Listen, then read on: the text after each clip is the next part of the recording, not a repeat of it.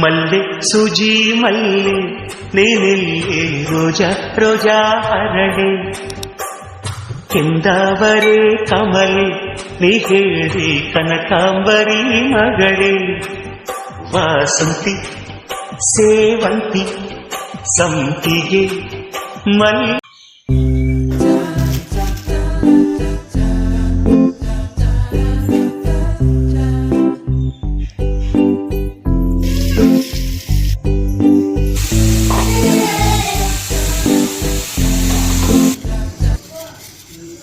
Hello ನಮಸ್ತೆ ಎಲ್ರಿಗೂ, welcome back to my channel. ಹೇಗಿದ್ದೀರಾ ಎಲ್ಲರೂ? ಚೆನ್ನಾಗಿದ್ದೀರಾ ಅಂತ ಅನ್ಕೋತೀನಿ. ಓಕೆ, ಬನ್ನಿ ಇವತ್ತಿನ ವ್ಲಾಗ್ನ ಸ್ಟಾರ್ಟ್ ಮಾಡೋಣ. ಇವತ್ತಿನ ವ್ಲಾಗ್ನ ಸಾಯಂಕಾಲ 4 ಗಂಟೆಯಿಂದ ಶುರು ಮಾಡ್ಕೊಂಡಿದ್ದೀನಿ. ಬೆಳಗ್ಗೆಯಿಂದ ವ್ಲಾಗ್ನ ಮಾಡಬೇಕು ಅಂತ ಅನ್ಕೋತಾ ಇದ್ದೆ, ಬಟ್ ಮಾಡೋಕ್ಕಾಗಿರಲಿಲ್ಲ. ಹಾಗೆ ಇವಾಗಂತೂ 1 ವೀಕ್ ಆಗ್ತಾ ಬಂತು, ಬರೀ ಮೋಡದಿಂದನೇ ವಾತಾವರಣ ಕೂಡ್ಕೊಂಡ್ಬಿಟ್ಟಿದೆ. ಒಂದಿನೂ ಸೂರ್ಯನ ಕಿರಣಗಳು ಭೂಮಿಗೆ ಬಂದೇ ಇಲ್ಲ. ಸೊ ಹಾಗಾಗಿ ಇಡೀ ವಾತಾವರಣ ಎಲ್ಲನೂ ಮೋಡದಿಂದ ಇರಬೇಕಾದ್ರೆ ಮನುಷ್ಯನೂ ಕೂಡ ಒಂದು ಸ್ವಲ್ಪ ಲೇಜಿ ಆಗುತ್ತೆ.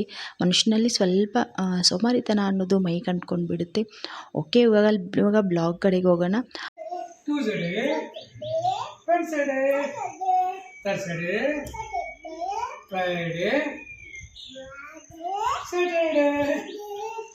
ಮಕ್ಕಳು ಮಾತಾಡೋ ತೊದಲು ನುಡಿಗಳನ್ನ ಕೇಳೋದಕ್ಕೇ ಒಂದು ರೀತಿ ಖುಷಿ ಆಗುತ್ತೆ. ನನ್ನ ಗುಂಡಾನು ಅಷ್ಟೇ ಇವಾಗ ಒಂದೊಂದೇ ಪದಗಳನ್ನು ಮಾತಾಡೋಕ್ಕೆ ಟ್ರೈ ಮಾಡ್ತಾ ಇದ್ದಾನೆ. ಹಾಗೆ ಇವತ್ತು ಅವನಿಗೆ ಕೂದಲೆಲ್ಲನೂ ಟ್ರೈ ಮಾಡಬೇಕು ಅಂತ ಅಂದ್ಕೊಂಡಿದ್ದೀನಿ. ಜಾಸ್ತಿ ಕೂದಲು ಬಂದಿದೆ. ಮಕ್ಕಳಿಗೆ ಇವಾಗಿಂದಾನೇ ಕೂದಲು ತೆಗೆದ್ರೆ ಚೆನ್ನಾಗಿ ಕಾಣಿಸುತ್ತೆ, ಅಂದರೆ ಮುಂದೆ ಜಾಸ್ತಿ ಕೂದಲು ಬರುತ್ತೆ ಅಂತ ಹೇಳ್ತಾರೆ. ನೋಡ್ತಾ ಇರ್ಬೋದು ನೀವು, ಇವಾಗ ಕೂದಲೆಲ್ಲನೂ ತೆಗೆದ್ಮೇಲೆ ನನ್ನ ಗುಂಡ ಎಷ್ಟು ಕ್ಯೂಟಾಗಿ ಕಾಣ್ತಾ ಇದ್ದಾನೆ. ಹಾಗೆ ಕೂದಲನ್ನು ತೆಗೆಯೋದು ಟ್ರಿಮ್ ಮಾಡಬೇಕಾದ್ರೆ ನಾನು ವಿಡಿಯೋ ಶೂಟ್ನ ಮಾಡ್ಕೋಬೇಕು ಅಂದ್ಕೊಂಡೆ, ಬಟ್ ನನಗೆ ಚಾನ್ಸ್ ಸಿಗಲಿಲ್ಲ. ಸೊ ಹಂಗಾಗಿ ಟ್ರಿಮ್ ಆದಮೇಲೆ ನಿಮಗೆ ತೋರಿಸ್ತಾ ಇದ್ದೀನಿ. ಓಕೆ, ಇವಾಗ ಮೊನ್ನೆ ನಾನು ಡಿಮಾರ್ಟಲ್ಲಿ ತಂದಿರುವಂಥ ಪಾಟ್ಗೆ ನನ್ನ ಹತ್ರ ಇರೋ ಪುದೀನ ಗಿಡನ ಅದರಲ್ಲಿ ಟ್ರಾನ್ಸ್ಫರ್ ಮಾಡ್ಕೋಬೇಕು ಅಂತ ಹೇಳಿ ಸಾಯಂಕಾಲ ನನ್ನ ಮಗಳನ್ನ ಸ್ಕೂಲಿಂದ ಕರ್ಕೊಂಡು ಬಂದಿದ್ದೆ. ಅವಳನ್ನ ಜೊತೆಗೆ ಸೇರಿಸ್ಕೊಂಡು ನಾನು ಇವಾಗ ಪುದೀನ ಗಿಡನ ಟ್ರಾನ್ಸ್ಫರ್ ಮಾಡ್ಕೋತಾ ಇದ್ದೀನಿ. ನೋಡ್ತಾ ಇರ್ಬೋದು ನೀವು, ಈ ಪುದೀನ ಗಿಡ ಇವಾಗ 1 ವಾರದ ಹಿಂದೆ ಸಖತ್ತಾಗಿ ಬೆಳೆದಿತ್ತು. ಈ ಪಾಟ್ ಫುಲ್ ನಾನು ಬೆಳೆಸಿದ್ದೆ, ಬಟ್ ನಾನು ಮೊನ್ನೆ ಸಮ್ಮರ್ ಹಾಲಿಡೇಸ್ಗೆ ಊರಿಗೆ ಹೋದಾಗ ಆ ಪುದೀನ ಗಿಡ ಎಲ್ಲನೂ ಒಣಗೋಗಿತ್ತು. ಸ್ವಲ್ಪ ಒಂದು 4 ಎಲೆಯಷ್ಟು ಮಾತ್ರ ಉಳಿದಿತ್ತು.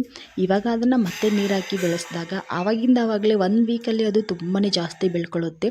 ಹಾಗಾಗಿ ಮತ್ತೆ 1-2 ಎಸಳು ಆ ಕಡೆ ಈ ಕಡೆ ಬಿಟ್ಕೊಂಡಿದ್ದೆ, ನೀವು ನೋಡ್ತಾ ಇರ್ಬೋದು. ನಾನಿವಾಗ ಅದರಲ್ಲಿ ತೆಗಿತಾ ಇರೋ ಬೇರ್ಗಳು ಬಂದುಬಿಟ್ಟು ಮೊದಲಿಗೆ ಬೆಳೆದಿರುವಂಥ ಪುದೀನ ಎಲೆಗಳು ಬೇರ್ಗಳು ಅದು ಸಖತ್ ಚೆನ್ನಾಗಿ ಬೆಳ್ಕೊಂಡಿತ್ತು. ಇಡೀ ನಾನು ಇವಾಗ ಅದನ್ನು ಮೊದಲಿಗೆ ಇವಾಗ ಆ ಪುದೀನ ಗಿಡ ಇರೋ ಪಾಟ್ ಬಂದುಬಿಟ್ಟು ನನ್ನ ಹತ್ರ ಇರೋ ವೇಸ್ಟ್ ಬಾಣಲಿನಲ್ಲಿ ನಾನು ಹಾಕಿದ್ದೆ. ಸೊ ನೀವು ನೋಡ್ತಾ ಇರ್ಬೋದು, ಅದು ವೇಸ್ಟ್ ಬಾಣಲಿ ನಾವು ಫ್ರೈ ಎಲ್ಲ ಮಾಡೋದಕ್ಕೆ ತಗೋತೀವಲ್ವ, ಆ ಪಾತ್ರೆ ಅದು. ಅದ್ರ ತುಂಬಾ ಅದು ಹರಡ್ಕೊಂಡಿತ್ತು. ಇವಾಗ 1 ವಾರದ ಮುಂಚೆ ನಾನು ಊರಿಗೆ ಹೋದಾಗೆಲ್ಲನೂ ಸಖತ್ತಾಗಿ ಬೆಳ್ಕೊಂಡಿತ್ತು. ಬಟ್ ನಾನು ಊರಿಗೆ ಹೋದಾಗ ಅದಕ್ಕೆ ಸರಿಯಾಗಿ ನೀರಿಲ್ಲ. ಮೊದಲಿಗೆ ಪುದೀನ ಎಲೆಗೆ ಪುದೀನ ಗಿಡಕ್ಕೆ ಸಿಕ್ಕಾಪಟ್ಟೆ ನೀರು ಬೇಕು. ನಾವು ಅದನ್ನು ಎಷ್ಟು ನೀರಲ್ಲಿ ಬೆಳೆಸ್ತೀವೋ, ನೀರು ಹಾಕಿ ಬೆಳೆಸ್ತೀವೋ ಅಷ್ಟು ಚೆನ್ನಾಗಿ ಅದು ಪುದೀನ ಗಿಡ ಅನ್ನೋದು ಬರುತ್ತೆ. ಸೊ ಹಂಗಾಗಿ ಸ್ವಲ್ಪ ಅದಕ್ಕೆ ನೀರು ಕೊರತೆ ಬಂದುಬಿಟ್ಟು ಅದು ಬೆಳ್ಕೊಂಡಿರಲಿಲ್ಲ, ಎಲ್ಲನೂ ಒಣಗೋಗ್ಬಿಟ್ಟಿತ್ತು. ಇವಾಗ ನಾನು ಬಂದಾದಮೇಲೆ ಅದಕ್ಕೆ ಸರಿಯಾಗಿ ನೀರು ಹಾಕೋಕ್ಕೆ ಶುರು ಮಾಡಿದ್ಮೇಲೆ ಅದು ಮತ್ತೆ 1-2 ಎಲೆನ ಆ ಕಡೆ ಈ ಕಡೆ ಬಿಟ್ಕೊಂಡಿದ್ದೆ, ನೀವು ನೋಡ್ತಾ ಇರ್ಬೋದು. ಇವಾಗ ಅದನ್ನು ನಾನು ತಂದಿರೋ ಪಾಟಲ್ಲಿ ಟ್ರಾನ್ಸ್ಫರ್ ಮಾಡ್ಕೋತಾ ಇದ್ದೀನಿ. ಹಾಗೆ ನನಗೆ ಈ ರೀತಿ ಪ್ಲ್ಯಾಂಟ್ಸ್ಗಳನ್ನೆಲ್ಲನೂ ಬೆಳೆಸೋದು ಮತ್ತು ಮನೆ ಸುತ್ತಮುತ್ತ ಎಲ್ಲನೂ ಹೂ ಗಿಡಗಳನ್ನು ಬೆಳೆಸೋದು, ಅದೇ ರೀತಿ ಸ್ವಲ್ಪ ತರಕಾರಿನ ಬೆಳೆಸೋದು ಮತ್ತು ಈ ರೀತಿ ಎಲ್ಲನೂ ಸಸಿಗಳನ್ನು ಬೆಳೆಸೋದು, ಗಾರ್ಡನಿಂಗ್ ರೀತಿ ಮನೆಯೆಲ್ಲನೂ ಮಾಡ್ಕೋಬೇಕು ಅನ್ನೋದು ತುಂಬಾ ಆಸೆ ಇದೆ. ನನಗೆ ತುಂಬಾ ಆ ಕೆಲಸನೂ ಇಷ್ಟ ಆಗುತ್ತೆ. ಬಟ್ ನನಗೆ ಆ ರೀತಿ ಎಲ್ಲ ಮಾಡೋದಕ್ಕೆ ಅವಕಾಶ ಇಲ್ಲ. ಯಾಕೆ ಅಂದರೆ ನಾವಿರೋದು ಬಾಡಿಗೆ ಮನೆಯಲ್ಲಿ, ಅದರಲ್ಲೂ ನಾವು 1 ವರ್ಷ ಈ ಊರಲ್ಲಿದ್ದರೆ ಮತ್ತೊಂದು ವರ್ಷ ಬೇರೆ ಊರಲ್ಲಿರಬೇಕಾಗತ್ತೆ. ಸೊ ಹಂಗಾಗಿ ನಮಗೆ ನಿಗದಿತವಾಗಿರೋ ಸ್ಥಳ ಇಲ್ಲದೆ ಇರೋದಕ್ಕೆ ನನಗೆ ಈ ಒಂದು ಸಸಿಗಳನ್ನು ನೆಡೆಸೋದು ಮತ್ತು ಪ್ಲ್ಯಾಂಟ್ಸ್ ಎಲ್ಲನೂ ನೆಡೋದಕ್ಕೆ ನನಗೆ ಅವಕಾಶ ಇಲ್ಲ. ಖಂಡಿತವಾಗ್ಲೂ ಮುಂದಿನ ದಿನಗಳಲ್ಲಿ ನನಗೆ ಆ ರೀತಿ ಏನಾದರೂ ಅವಕಾಶ ಸಿಕ್ಕರೆ ತುಂಬಾ ಎಂಜಾಯ್ ಮಾಡಿಕೊಂಡು ನಾನು ಆ ಕೆಲಸನ ಮಾಡ್ತೀನಿ. ತುಂಬಾ ಇಷ್ಟಪಟ್ಟು ನಾನು ಎಲ್ಲ ರೀತಿ ಗಿಡಗಳನ್ನು ಬೆಳೆಸ್ತೀನಿ ಅಂತ ನಾನು ಹೇಳ್ತೀನಿ. ಬಟ್ ನನಗೆ ಅವಕಾಶ ಬೇಕು ಅಷ್ಟೇ. ಸಿಗುತ್ತೆ ಅಂತ ನಂಬಿಕೆನೂ ಇದೆ. ಒಂದಲ್ಲ ಒಂದಿನ ನನಗೆ ಆ ಅವಕಾಶ ಸಿಗುತ್ತೆ. ಆ ದಿನಗಳನ್ನು ನಿಮ್ಮ ಜೊತೆಗೆ ಶೇರ್ ಮಾಡ್ಕೋತೀನಿ ಅಂತ ಹೇಳ್ತೀನಿ. ಓಕೆ, ಇವಾಗ ಸುತ್ತು ಮೊದಲಿಗೆ ನಾನು ಸುತ್ತರಿ ಇರುವಂಥ ಎಲ್ಲ ಮಣ್ಣನ್ನು ತೆಗೆದು ಪಾಟ್ಗೆ ಹಾಕ್ತೀನಿ. ಇದರಲ್ಲಿರೋ ಸ್ವಲ್ಪ ಅರ್ಧದಷ್ಟು ಮಣ್ಣು ಮಾತ್ರ ನಾನು ಹಾಕಬೇಕು ಅಂತ ಅಂದ್ಕೊಂಡಿದ್ದೀನಿ. ಯಾಕೆ ಅಂದರೆ ಪಾಟ್ ಮತ್ತೆ ಜಾಸ್ತಿ ವೇಟ್ ಆಗುತ್ತೆ. ಸೊ ಹಂಗಾಗಿ ಸ್ವಲ್ಪನೇ ಮಣ್ಣನ್ನು ಹಾಕ್ಬಿಟ್ಟು ಆಮೇಲೆ ಪುದೀನ ಗಿಡನ ಅದರಲ್ಲಿ ಟ್ರಾನ್ಸ್ಫರ್ ಮಾಡ್ತೀನಿ. ಹಾಗೆ ನಿಮಗೆ ನಾನು ಪ್ರಿವಿಯಸ್ ವಿಡಿಯೋದಲ್ಲಿ ತೋರಿಸಿದ್ದೆ ಒಂದು ವೀಳ್ಯದೆಲೆ ಗಿಡನ ತಗೊಂಡು ಬಂದು ನಾನು ನೆಟ್ಟಿದ್ದೆ ಮನೆಯಲ್ಲಿ. ಸೊ ಅದು ಕೂಡ ಹಾಗೆ ನಾನು ಮೊನ್ನೆ ಊರಿಗೆ ಹೋದಾಗ ಅದು ಕೂಡ ಬಾಡೋಗಿತ್ತು. ಸೊ ಹಾಗಾಗಿ ನಾನು ಯಾವುದನ್ನು ಕೂಡ ಜಾಸ್ತಿ ಇವಾಗ ಬೆಳೆಸೋದಕ್ಕೆ ಆಗ್ತಾಯಿಲ್ಲ. ಯಾವುದೇ ಗಿಡಗಳನ್ನು ಕೂಡ ಮನೆಯಲ್ಲಿ ಬೆಳೆಸೋದಕ್ಕೆ ಆಗ್ತಾಯಿಲ್ಲ. ನಾವು ಪದೇ ಪದೇ ಊರಿಗೆ ಹೋಗೋದು ಮತ್ತು ಇಲ್ಲಿಗೆ ಬರೋದು. ಸೊ ಹಾಗಾಗಿ ಅವು ಸಸಿಗಳ ಆರೈಕೆ ಮಾಡೋದು ಸ್ವಲ್ಪ ಕೊರತೆ ಆಗುತ್ತೆ. ಆ ಕಾರಣದಿಂದ ನಾನು ಯಾವುದೇ ರೀತಿ ಒಂದು ಪ್ಲ್ಯಾಂಟ್ಸ್ಗಳನ್ನಾಗಲಿ ಮಾಡೋದಕ್ಕೆ ನಮಗೆ ಅವಕಾಶ ಸಿಗ್ತಾ ಇಲ್ಲ. ತುಂಬಾ ಬೇಜಾರಾಯಿತು ಆ ವೀಳ್ಯದೆಲೆ ಬಾಡೋಗಿದ್ದಕ್ಕೆ. ಸೊ ಇವಾಗ ಮತ್ತೆ ಒಂದು ವೀಳ್ಯದೆಲೆನ ತಂದು ನೆಡಬೇಕು ಅಂತ ಅನ್ನೋದಿದೆ. ತಂದಾಗ ಖಂಡಿತವಾಗ್ಲೂ ನಿಮ್ಮ ಜೊತೆಗೆ ಅದನ್ನು ಶೇರ್ ಮಾಡ್ಕೋತೀನಿ. ಸೊ ಇವಾಗ ಪುದೀನ ಗಿಡನ ಇವಾಗ ಪಾಟ್ಗೆ ಟ್ರಾನ್ಸ್ಫರ್ ಮಾಡ್ಕೊಂಡಿದ್ದೀನಿ. ಇಷ್ಟು ಮಣ್ಣು ಸಾಕಾಗುತ್ತೆ ಅಂತ ಅನಿಸುತ್ತೆ. ಮೇಲ್ಗಡೆಯಿಂದ ಸ್ವಲ್ಪ ಬೇಕಾದರೆ ಮಣ್ಣನ್ನು ಹಾಕ್ಕೋತೀನಿ. ಪುದೀನ ಗಿಡಕ್ಕೆ ಜಾಸ್ತಿ ಬೇಕಾಗಿರೋದು ನೀರೇ ಜಾಸ್ತಿ ಬೇಕಾಗುತ್ತೆ. ಅದನ್ನು ನಾವು ಬರೀ ನೀರಲ್ಲಿ ಇಟ್ಟರೂ ಕೂಡ ಅದು ತುಂಬಾ ಚೆನ್ನಾಗಿ ಬೆಳೆಯುತ್ತೆ. ಸ್ವಲ್ಪ ಇಲ್ಲಿ ಮಣ್ಣು ಸಿಗೋದ್ರಿಂದ ನಾನು ಮಣ್ಣಲ್ಲಿ ಬೆಳೆಸ್ತಾ ಇದ್ದೀನಿ. ಮಣ್ಣಿಗಿಂತನೂ ಪುದೀನ ಗಿಡಕ್ಕೆ ಜಾಸ್ತಿ ನೀರು ಬೇಕು. ಡೈಲಿ ಏನಿಲ್ಲ ಅಂದರೂ ಇವಾಗ ರೀಸೆಂಟಾಗಿ ನಾನು 1 ಲೋಟ ಬೆಳಗ್ಗೆ 1 ಲೋಟ ಸಾಯಂಕಾಲ ಹಾಕಿರ್ತೀನಿ. ಓಕೆ, ಮಿಕ್ಕಿರೋವಂಥ ಮಣ್ಣಲ್ಲಿ ಕೂಡ ಇನ್ನೂ ಒಂದು ಸಸಿನ ನಾನು ಬೆಳೆಸ್ತಾ ಇದ್ದೀನಿ. ಹೇಳ್ತೀನಿ ನಿಮಗೆ, ಅದು ಸಸಿನ ತೋರಿಸ್ತೀನಿ ಯಾವುದು ಅಂತ ಹೇಳ್ಬಿಟ್ಟು. ಓಕೆ, ಪುದೀನ ಗಿಡನ ಬೇರೆ ಪಾಟಲ್ಲಿ ಟ್ರಾನ್ಸ್ಫರ್ ಮಾಡೋ ಕಾರ್ಯಕ್ರಮ ಮುಕ್ತಾಯ ಆಯಿತು. ಓಕೆ, ಕಂಪ್ಲೀಟ್ ಆಯಿತು. ಇವಾಗ ನಾನು ನೇತಾಕಿರೋ ಜಾಗದಲ್ಲಿ ಸಾಕಷ್ಟು ನೀರಂತೂ ಮಳೆ ಬಂದರೆ ಸಾಕಷ್ಟು ನೀರು ಬಂದೇ ಬರುತ್ತೆ. ಮಳೆ ನೀರು ಕೂಡ ಅಲ್ಲಿ ಸಿಡಿಯುತ್ತೆ. ಅದಲ್ಲದೆ ನಾನು ಡೈಲಿ 1 ಲೋಟ, ಬೆಳಗ್ಗೆ 1 ಲೋಟ ಮತ್ತು ಸಾಯಂಕಾಲ 1 ಲೋಟ ನೀರನ್ನ ಇವಾಗ ಹಾಕಿರೋ ಲೋಟದಲ್ಲಿ ಹಾಕ್ತೀನಿ. ಅದಾದಮೇಲೆ ನೆಕ್ಸ್ಟ್ ಇನ್ನೂ ಒಂದು ಗಿಡನ ನಾನು ಇಲ್ಲಿ ಬೆಳೆಸ್ಕೊತಾ ಇದ್ದೀನಿ. ನಿಜವಾಗ್ಲೂ ನಾನು ಹೇಳ್ತೀನಿ, ಇವಾಗ ನಾನು ನೆಡ್ತಾ ಇರೋ ಗಿಡದ ಹೆಸರು ನನಗೆ ಖಂಡಿತವಾಗ್ಲೂ ಗೊತ್ತಿಲ್ಲ. ನಿಮಗೇನಾದರೂ ಅದ್ರ ಬಗ್ಗೆ ಗೊತ್ತಿದ್ದರೆ ನೀವು ನನಗೆ ಅದ್ರದ್ದು ಹೆಸರನ್ನ ಕಾಮೆಂಟ್ ಬಾಕ್ಸಲ್ಲಿ ತಿಳಿಸಿ. ಇದ್ರದ್ದು ಬೆನಿಫಿಟ್ಸ್ ಬಂದುಬಿಟ್ಟು ಇದನ್ನು ಯಾಕೆ ನಾವು ಮನೆಯಲ್ಲಿ ನೆಡಬೇಕು ಅಂತ ಅಂದರೆ, ಈ ಗಿಡದ ಎಲೆನ ನಾವು ಡೈಲಿ ಒಂದರಂತೆ ಎಲೆನ ತಿಂತಾ ಬಂದರೆ ನಮ್ಮ ಕಿಡ್ನಿನಲ್ಲಿರೋಂಥ ಸ್ಟೋನು ಕಂಪ್ಲೀಟಾಗಿ ಕರ್ಗೋಗುತ್ತೆ ಅಂತ ಹೇಳ್ತಾರೆ.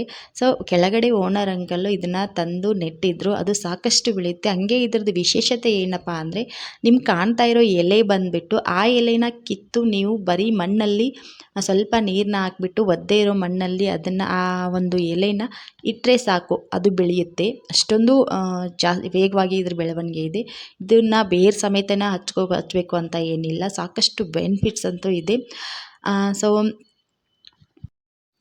ಕೆಳಗಡೆ ಓನರ್ ಅಂಕಲು ತಂದು ನೆಟ್ಟಿದ್ರು. ಅದರಲ್ಲಿ ನಾನು ಕೂಡ ಒಂದು ಗಿಡನ ತಗೊಂಡ್ಬಂದು ನೆಟ್ಟಿದ್ದೀನಿ. ನಮಗೂ ಕೂಡ ಫ್ಯೂಚರಲ್ಲಿ ಯೂಸ್ ಆಗುತ್ತೆ ಅಂತ ಹೇಳ್ಬಿಟ್ಟು ಇವಾಗ ಸದ್ಯಕ್ಕೆ ಇದರಲ್ಲಿ ಇರಲಿ, ಇದಕ್ಕೂ ಸಪ್ರೇಟಾಗಿ ಪಾಟ್ನ ತಂದು ಹಾಗೆ ಸಾಯಂಕಾಲ ಬರಬೇಕಿದ್ರೆ ನಮ್ಮ ಮನೆಯವರು ನೇರಳೆ ಹಣ್ಣನ್ನು ತಗೊಂಡು ಬಂದಿದ್ರು. ಸುಮಾರು ದಿನ ಆಗಿತ್ತು ನೇರಳೆ ಹಣ್ಣು ತಿಂದೇ ಇರಲಿಲ್ಲ. ಸೊ ಅವರು ಕೂಡ ತಗೊಂಡು ಬಂದಿದ್ದರು. ಇವಾಗಂತೂ ಮಾರ್ಕೆಟಲ್ಲಿ ಮ್ಯಾಂಗೋ ಮತ್ತು ನೇರಳೆ ಹಣ್ಣಿಂದೇ ಹಾವಳಿ ಆಗಿಬಿಟ್ಟಿದೆ. ಹಾಗೆ ತುಂಬಾ ಕಾಸ್ಟ್ಲಿ ಕೂಡ ಇದೆ ನೇರಳೆ ಹಣ್ಣು. ಹಾಗೆ ತಂದಿದ್ದರು, ಮಕ್ಕಳಿಗೆಲ್ಲ ಕೊಡಬೇಕು ಅಂತ ಹೇಳ್ಬಿಟ್ಟು ಅದನ್ನ ತೊಳ್ಕೊತಾ ಇದ್ದೀನಿ. ಸೊ ಏನು ಕೂಡ ಮಕ್ಕಳಿಗೆ ತೊಳೆದೇ ಯಾವುದೇ ಹಣ್ಣನ್ನು ಕೊಡೋಕ್ಕೆ ಹೋಗ್ಬೇಡಿ. ಸೊ ತೊಳೆದಾದ್ಮೇಲೆ ನೀವು ಕಂಪ್ಲೀಟಾಗಿ ಡ್ರೈ ಮಾಡೋಕ್ಕೆ ಇಟ್ಬಿಟ್ಟು, ಡ್ರೈ ಆದಮೇಲೆ ನೀವು ಬೇಕಿದ್ದರೆ ಫ್ರಿಜ್ಜಲ್ಲಿ ಇಟ್ಕೊಳ್ಳಿ. ಈ ಫ್ರಿಜ್ಜಲ್ಲಿ ಇಟ್ಕೊಳ್ಳದೆ ತಿಂದರೆ ತುಂಬಾ ಒಳ್ಳೆಯದು. ಹಾಗೆ ಮಾರ್ಕೆಟಿಂದ ಬರಬೇಕಾದ್ರೆ ಬಾಳೆಹಣ್ಣನ್ನು ಕೂಡ ತೊಗೊಂಡು ಬಂದಿದ್ದರು. ಇದು ಬಂದುಬಿಟ್ಟು ಏಲಕ್ಕಿ ಬಾಳೆಹಣ್ಣು, ನಮ್ಮ ಕಡೆ ಎಲ್ಲ ಜವಾರಿ ಬಾಳೆಹಣ್ಣು ಅಂತ ನಾವು ಕರಿತೀವಿ. ಸೊ ಇದು ಸ್ಪೆಷಲ್ ಗೋಕಾಕ್ ಕರ್ದಂಟು. ತುಂಬಾ ಚೆನ್ನಾಗಿರುತ್ತೆ. ಇದರಲ್ಲಿ ಡ್ರೈ ಫ್ರೂಟ್ಸು ಮತ್ತು ಕೊಬ್ಬರಿ ಎಲ್ಲ ಥರದ ಡ್ರೈ ಫ್ರೂಟ್ಸ್ನೂ ಹಾಕಿರ್ತಾರೆ ಮತ್ತು ಕೊಬ್ಬರಿನ ಜಾಸ್ತಿ ಹಾಕಿರ್ತಾರೆ. ತಿನ್ನೋದಕ್ಕಂತೂ ಸಿಕ್ಕಾಪಟ್ಟೆ ಚೆನ್ನಾಗಿರುತ್ತೆ. ಇದನ್ನು ಮಕ್ಕಳಿಗೆ ಕೊಡೋದ್ರಿಂದ ಮಕ್ಕಳು ಇಷ್ಟಪಟ್ಟು ತಿಂತಾರೆ. ಹಾಗೆ ಮಕ್ಕಳಲ್ಲಿ ಆರೋಗ್ಯ ವೃದ್ಧಿ ಕೂಡ ಆಗುತ್ತೆ.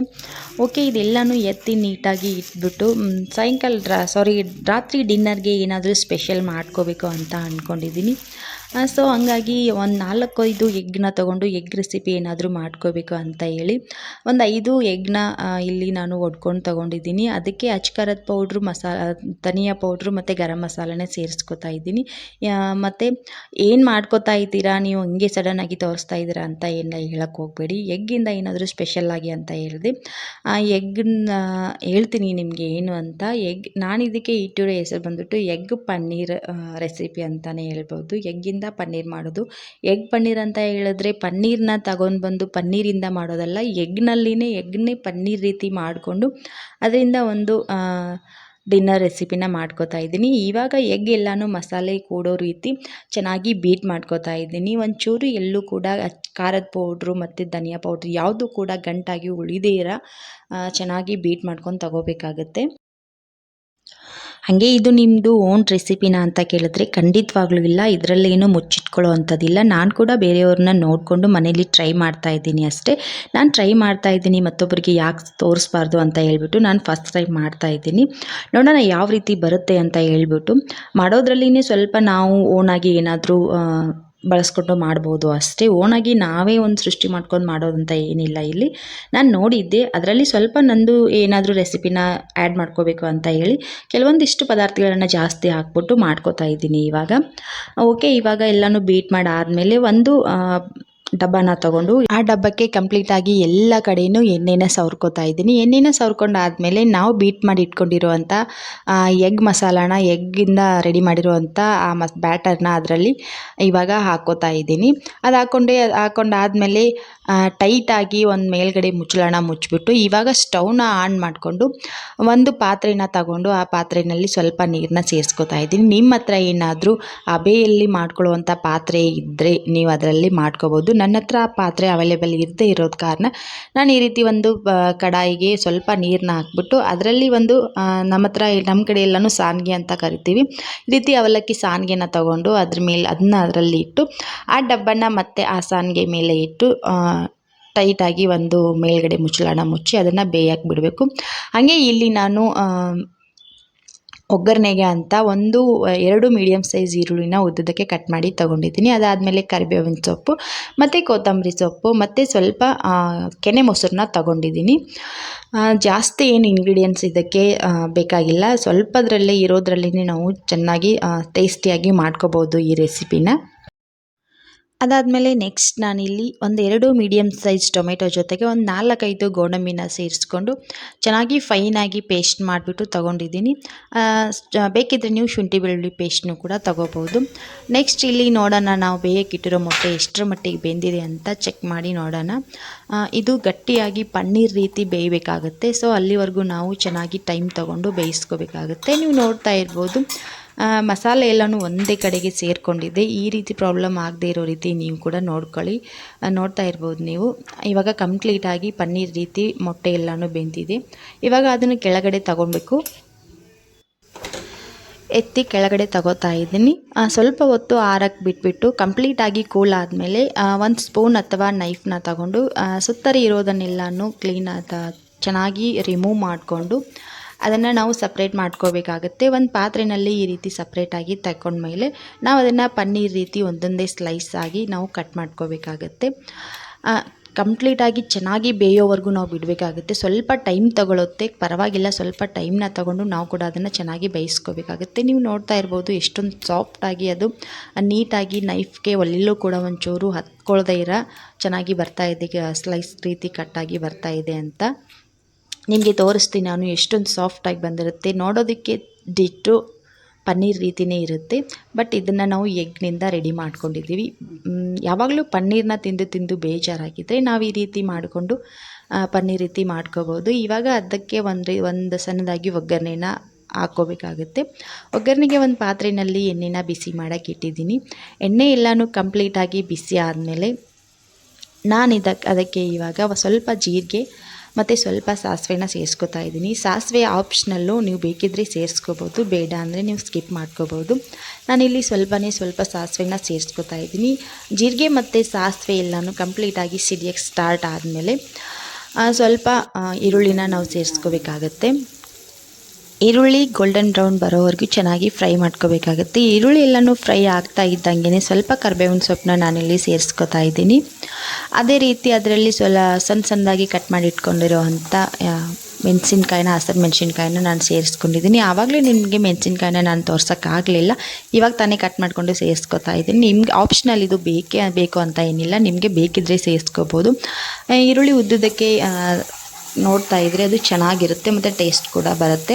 ಅದಾದಮೇಲೆ ನೆಕ್ಸ್ಟ್ ನಾನಿಲ್ಲಿ ಶುಂಠಿ ಬೆಳ್ಳುಳ್ಳಿ ಪೇಸ್ಟ್ನ ಸೇರಿಸ್ಕೊತಾ ಇದ್ದೀನಿ. ಶುಂಠಿ ಬೆಳ್ಳುಳ್ಳಿ ಪೇಸ್ಟ್ನ ಯಾವಾಗಲೂ ಕೂಡ ಕಾದಿರುವಂಥ ಎಣ್ಣೆಯಲ್ಲಿ ಹಾಕೋಕ್ಕೆ ಹೋಗಬೇಡಿ, ಬೇಗ ಅದು ಸೀದೋಗುತ್ತೆ. ಸೊ ಹಂಗಾಗಿ ಈರುಳ್ಳಿ ಎಲ್ಲನೂ ಹಾಕಾದ್ಮೇಲೆ ನೀವು ಶುಂಠಿ ಬೆಳ್ಳುಳ್ಳಿನ ಪೇಸ್ಟ್ನ ಸೇರಿಸ್ಕೊಂಡ್ರೆ ಅದು ಚೆನ್ನಾಗಿ ಅರೋಮಾನು ಬರುತ್ತೆ ಮತ್ತು ಚೆನ್ನಾಗಿ ಫ್ರೈ ಆಗುತ್ತೆ.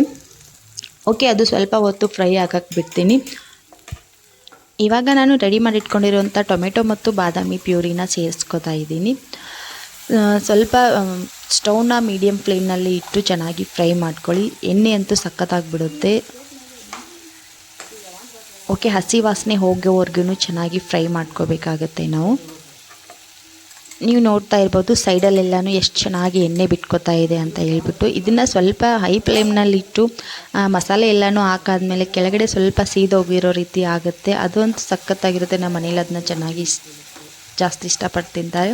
ಓಕೆ, ನೀವೇನು ಆಗೋದಕ್ಕೆ ಬಿಡೋಕೆ ಹೋಗಬೇಡಿ. ಸ್ವಲ್ಪ ಮೀಡಿಯಮ್ ಫ್ಲೇಮ್ನಲ್ಲಿ ಸ್ಟವ್ನ ಇಟ್ಬಿಟ್ಟು ಚೆನ್ನಾಗಿ ಫ್ರೈ ಮಾಡ್ಕೊಳ್ಳಿ. ಹಸಿ ವಾಸನೆ ಹೋಗೋವರೆಗೂ ಚೆನ್ನಾಗಿ ಫ್ರೈ ಮಾಡ್ಕೊಳ್ಳಿ. ಇವಾಗ ನಾನು 1-2 ಟೇಬಲ್ ಸ್ಪೂನ್ ಆಗುವಷ್ಟು ಅಚ್ಕರದ ಪೌಡ್ರನ್ನ ಸೇರಿಸ್ಕೊತಾ ಇದ್ದೀನಿ. ಅದಾದಮೇಲೆ ಧನಿಯಾ ಪೌಡರ್ನ ಕೂಡ ಸೇರಿಸ್ಕೊತಾ ಇದ್ದೀನಿ. ಅದಾದಮೇಲೆ ನೆಕ್ಸ್ಟ್ ನಾನಿಲ್ಲಿ ಗರಂ ಮಸಾಲಾನ ಸೇರಿಸ್ಕೊತಾ ಇದ್ದೀನಿ. ನೋಡಿಕೊಂಡು ಮಸಾಲೆನೇ ಸ್ವಲ್ಪ ಕಡಿಮೆ ಹಾಕ್ಕೊಂಡ್ರೆ ಬೆಟರು. ಜಾಸ್ತಿ ಮಸಾಲೆ ವಾಸನೆ ಆದರೆ ಯಾವ ಅಡುಗೆನೂ ಕೂಡ ಅಷ್ಟೊಂದು ತಿನ್ನೋದಕ್ಕೆ ಟೇಸ್ಟಿ ಆಗೋದಿಲ್ಲ. ನೆಕ್ಸ್ಟ್ ಇದಕ್ಕೆ ನಾನು ಸ್ವಲ್ಪ ಟರ್ಮರಿಕ್ ಪೌಡರ್ನ ಸೇರಿಸ್ಕೊಂಡು ಚೆನ್ನಾಗಿ ಮಸಾಲೆ ಎಲ್ಲನೂ ಹಸಿ ವಾಸನೆ ಹೋಗೋವರೆಗೂ ಅದನ್ನು ಕೂಡ ಚೆನ್ನಾಗಿ ಫ್ರೈ ಮಾಡ್ಕೋಬೇಕಾಗತ್ತೆ. ಓಕೆ, ಇವಾಗ ನೀವು ನೋಡ್ತಾ ಇರ್ಬೋದು ಬಾಣಲಿಗೆ ತಳ ಹಿಡಿಯೋ ರೀತಿ ಅಂಟ್ಕೋತಾ ಇದೆ. ಅದಕ್ಕೆ ನಾನು ಹೇಳ್ತಾ ಇರೋದು ಸ್ಟವ್ನ ಮೀಡಿಯಮ್ ಫ್ಲೇಮ್ನಲ್ಲಿ ಇಟ್ಟು ಫ್ರೈ ಮಾಡ್ಕೊಳ್ಳಿ ಅಂತ. ಇವಾಗ ನಾನು ಆವಾಗಲೇ ರುಬ್ಬಿಟ್ಕೊಂಡಿರುವಂಥ ಮಸಾಲೆಯ ಜಾರ್ನಲ್ಲಿ ಸ್ವಲ್ಪ ನೀರನ್ನ ಹಾಕ್ಬಿಟ್ಟು ನೀರನ್ನ ಕೂಡ ಸೇರಿಸ್ಕೊತಾ ಇದ್ದೀನಿ. ಒಂದು ಸ್ವಲ್ಪ ಲೇಟ್ ಆಗಿರೋದಕ್ಕೆ ಕೆಳಗಡೆ ಎಲ್ಲನೂ ಮಸಾಲೆ ತಳ ಹಿಡ್ಕೊಂಡ್ಬಿಟ್ಟಿದೆ. ಆ ರೀತಿ ಆಗದೆ ಇರೋ ರೀತಿ ಎಚ್ಚರ ವಹಿಸ್ಕೊಂಡು ನೀವು ಮಸಾಲೆನೇ ರೆಡಿ ಮಾಡ್ಕೊರಿ. ಒಂದು ಸ್ವಲ್ಪ ಹೊತ್ತು ಲಿಡ್ನ ಕ್ಲೋಸ್ ಮಾಡಿಬಿಟ್ಟು 1-2 ನಿಮಿಷ ಬೇಯಿಸ್ಕೊಂಡ್ರೆ ಸಖತ್ತಾಗಿ ಎಣ್ಣೆ ಬಿಟ್ಕೊಂಡಿರುತ್ತೆ. ನೋಡ್ತಾ ಇರ್ಬೋದು ನೀವು ಎಷ್ಟು ಚೆನ್ನಾಗಿ ಎಣ್ಣೆ ಎಲ್ಲ ಬಿಟ್ಕೊಂಡಿದೆ ಅಂತ ಹೇಳ್ಬಿಟ್ಟು. ನಿಮಗೆ ಇಲ್ಲಿ ಒಂದು ನಾನು ಟಿಪ್ಸ್ನ ಹೇಳ್ತಾ ಇದ್ದೀನಿ. ನಿಮಗೆ ಏನಾದರೂ ಜಾಸ್ತಿ ಎಣ್ಣೆ ಏನಾದರೂ ಬೇಕು ಅಂದರೆ ನೀವು ಪನ್ನೀರ್ನ ಹಾಕೋಕ್ಕೂ ಮುಂಚೆನೇ ಮೊಸರನ್ನ ಮೊದಲಿಗೆ ಸೇರಿಸ್ಕೊಳ್ಳಿ. ಇಲ್ಲ ನಮಗೆ ನಡೆಯುತ್ತೆ, ನಮ್ಗೆ ಜಾಸ್ತಿ ಏನು ಎಣ್ಣೆ ಬೇಡ ಅಂತ ಹೇಳೋರು ಪನ್ನೀರ್ನ ಸೇರಿಸ್ಕೊಂಡಾದ್ಮೇಲೆ ನೀವು ಮೊಸರನ್ನ ಸೇರಿಸ್ಕೊಳ್ಳಿ. ಆವಾಗ ಕಲರ್ ಡೌನ್ ಆಗುತ್ತೆ, ಜಾಸ್ತಿ ರೆಡ್ಡಾಗಿ ಬರೋದಿಲ್ಲ. ನಿಮಗೇನಾದರೂ ರೆಡ್ಡಾಗಿ ಬೇಕು, ನಮಗೆ ಜಾಸ್ತಿ ಎಣ್ಣೆ ಬಿಟ್ಕೋಬೇಕು ಗ್ರೇವಿ ಅಂತ ಹೇಳೋರೈತೆ ನೀವು ಪನ್ನೀರ್ನ ಸೇರಿಸೋಕ್ಕೂ ಮುಂಚೆನೇ ನೀವು ಮೊಸರನ್ನ ಸೇರಿಸ್ಕೊಳ್ಳಿ. ನೀವು ನೋಡ್ತಾ ಇರ್ಬೋದು ಇವಾಗ ಮೊಸರನ್ನ ಸೇರಿಸ್ಕೊಳ್ತಾ ಇದ್ದೀನಿ ನಾನು. ಮೊಸರನ್ನ ಸೇರಿಸ್ಕೊಂಡು ಮತ್ತೆ ನಾವು ಮಿಕ್ಸ್ನ ಮಾಡಿಕೊಂಡಾಗ ಆ ಗ್ರೇವಿದು ಕಲರು ಸ್ವಲ್ಪ ವೈಟಾಗಿ ಬರುತ್ತೆ. ನಮ್ಮ ಮನೇಲಿ ಜಾಸ್ತಿ ಎಣ್ಣೆ ಏನು ಕೇಳೋದಿಲ್ಲ. ಸೊ ಹಂಗಾಗಿ ನಾನು ಈ ರೀತಿ ಮಾಡ್ಕೋತಾ ಇದ್ದೀನಿ. ನಿಮಗೇನಾದರೂ ಜಾಸ್ತಿ ಎಣ್ಣೆ ಬೇಕು, ನಮಗೆ ನೋಡೋದಕ್ಕೆ ಕಲರಾಗಿ ಕಾಣಬೇಕು ಗ್ರೇವಿ ಅನ್ನೋರಾದರೆ ಪನ್ನೀರ್ನ ಸೇರಿಸ್ಕೊಳ್ಳೋಕ್ಕೂ ಮುಂಚೆನೇ ನೀವು ಎಣ್ಣೆಯಲ್ಲಿ ಮೊಸರನ್ನ ಸೇರಿಸ್ಕೊಂಡು ಒಂದು 2 ಹೊತ್ತು ಮೀಡಿಯಮ್ ಫ್ಲೇಮ್ನಲ್ಲಿ ನೀವು ಲಿಡ್ನ ಕ್ಲೋಸ್ ಮಾಡಿ ಬಿಟ್ಟರೆ ಅದು ಮತ್ತೆ ಸ್ವಲ್ಪ ಜಾಸ್ತಿ ಎಣ್ಣೆ ಬಿಟ್ಕೊಂಡು ಕಲರು ಸಖತ್ತಾಗಿ ಬರುತ್ತೆ. ಓಕೆ, ಇವಾಗ ಲಾಸ್ಟಲ್ಲಿ ನಾನು ಸ್ವಲ್ಪ ಉಪ್ಪನ್ನ ಸೇರಿಸ್ಕೊತಾ ಇದ್ದೀನಿ. ನೋಡಿಕೊಂಡು ಉಪ್ಪನ್ನ ಸೇರಿಸ್ಕೊಳ್ಳಿ. ನೀವು ನೋಡ್ತಾ ಇರ್ಬೋದು ಕಂಪ್ಲೀಟಾಗಿ ನಮ್ಮ ಎಗ್ ಪನ್ನೀರ್ ಗ್ರೇವಿ ಅನ್ನೋದು ರೆಡಿ ಆಯಿತು. ಓಕೆ, ಇದಿಷ್ಟು ಎಗ್ ಪನ್ನೀರ್ ಗ್ರೇವಿ ಮತ್ತು ಈವ್ನಿಂಗ್ ಟು ನೈಟ್ ಡಿನ್ನರ್ವರೆಗಿನ ವ್ಲಾಗ್ ಇದಾಗಿತ್ತು. ಐ ಹೋಪ್ ನಿಮಗೆ ಇವತ್ತಿನ ವ್ಲಾಗ್ ಇಷ್ಟ ಆಗಿರುತ್ತೆ. ಇವತ್ತಿನ ವ್ಲಾಗ್ನ ಎಂಜಾಯ್ ಮಾಡಿದ್ರಿ ಅಂತ ಅನ್ಕೋತೀನಿ. ಡಿನ್ನರ್ ಟೈಮ್ ಕೂಡ ಆಗಿದೆ. ನೀವು ಕೂಡ ಡಿನ್ನರ್ನ ಮುಗಿಸ್ಕೊಳ್ಳಿ, ನಾನು ಕೂಡ ಡಿನ್ನರ್ನ ಮುಗಿಸ್ಕೋತೀನಿ. ಒಳ್ಳೊಳ್ಳೆ ಆಹಾರನ ಸೇವನೆ ಮಾಡಿ, ಕಣ್ತುಂಬ ನಿದ್ದೆ ಮಾಡಿ, ಒಳ್ಳೊಳ್ಳೆ ಕನಸನ್ನ ಕಾಣಿ ಅಂತ ಹೇಳ್ತಾ ಇವತ್ತಿನ ವ್ಲಾಗ್ನ ಇಲ್ಲಿಗೆ ಸ್ಟಾಪ್ ಮಾಡ್ತಾ ಇದ್ದೀನಿ. ಹಾಗೆ ಇವತ್ತಿನ ವ್ಲಾಗ್ ನಿಮಗೆ ಇಷ್ಟ ಆದರೆ ಪ್ಲೀಸ್ ನನ್ನ ಚಾನಲ್ನ ಸಬ್ಸ್ಕ್ರೈಬ್ ಮಾಡ್ಕೊಳ್ಳೋದು ಮಾತ್ರ ಮರಿಬೇಡಿ. ಹಾಗೆ ಪಕ್ಕದಲ್ಲಿರೋ ಬೆಲ್ ಬಟನ್ನ ಪ್ರೆಸ್ ಮಾಡಿ ನಿಮ್ಮ ಅನಿಸಿಕೆನ ನನಗೆ ಕಾಮೆಂಟ್ ಬಾಕ್ಸ್ನಲ್ಲಿ ತಿಳಿಸಿ ಅಂತ ಹೇಳ್ತಾ ಮತ್ತೆ ಸಿಗ್ತೀನಿ ನೆಕ್ಸ್ಟ್ ವ್ಲಾಗ್ನಲ್ಲಿ. ಬಾಯ್, ಟೇಕ್ ಕೇರ್.